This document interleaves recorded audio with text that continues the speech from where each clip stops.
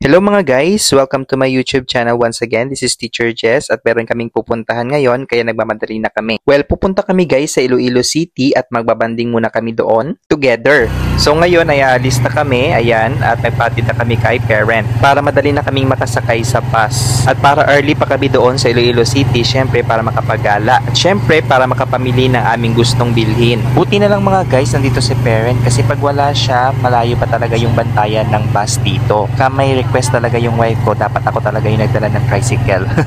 Mabuti na lang mga guys, yung panahon is very good, kaya yung aming biyahe is also good din. So very excited kami na makapunta sa Iloilo guys, kasi gusto namin doon gumala and syempre hindi na kami nakapagpunta doon or nakabalik. The reason is sobrang busy talaga namin mga guys sa aming work, kaya hindi na kami nakapagdala. And grabe pala yung ulan kahapon mga guys, kaya pumaha dito. Ayan, at hindi na makita yung mga taniman ng magsasaka mga guys. Ayan, nalubog sa baha. Buti na lang at tumigil yung ulan mga guys, kasi kung hindi aabot talaga yan sa may kalsada. Ayan, both sides yung baha mga guys. Ayan, as you can see.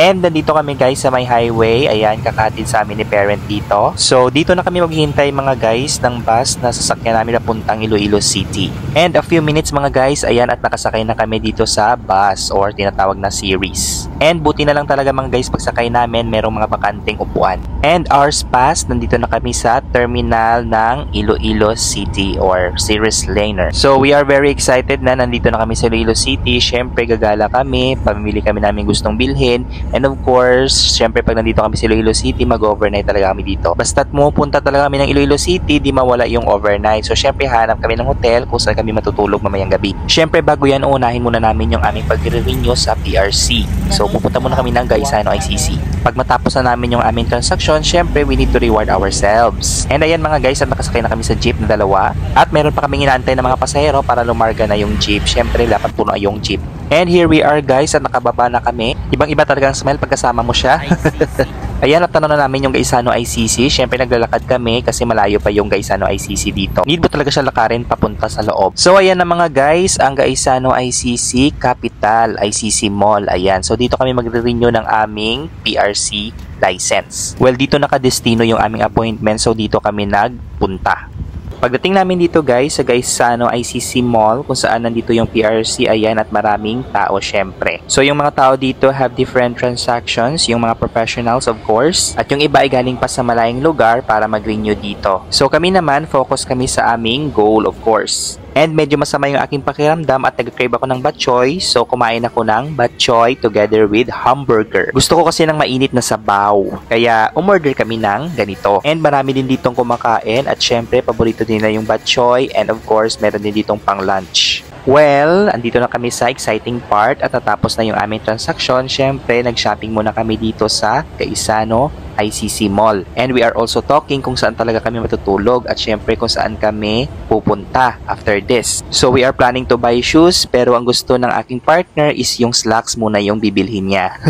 Ayan, at pumili na siya ng slacks na buy one take one. Kasi wala na siyang slacks at gagamitin niya ito sa kanyang uniform. Kaya ayan, at tinulungan ko siya talagang maghanap ng slacks niya. And sabi niya sa akin, bilang ko daw siya ng slacks. Pero yung size talaga is hindi talaga fit sa kanya, kaya hindi siya nakabili. So after this guys, is pupunta na kami ng aming condominium para mag-check-in. O diba? Sabi ng condo. Yung condominium nila dito guys is sobrang ganda, napakalapad, very spacious, at ang tataas. At meron pa talaga silang mga amenities and swimming pool. Sayang nga lang hindi kami nakapag-pool kasi sumama yung aking pakiramdam. Pero sa ulitin, pupunta kami ulit dito at syempre maliligo na talaga kami.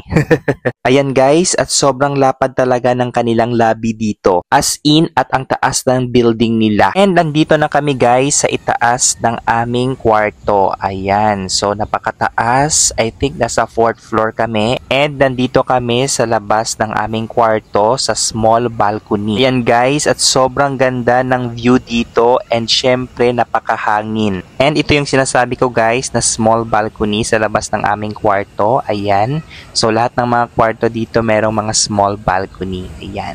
So sayang hindi ko na video yung aming kwarto which is sobrang lapad. And that's all guys, and thank you for watching.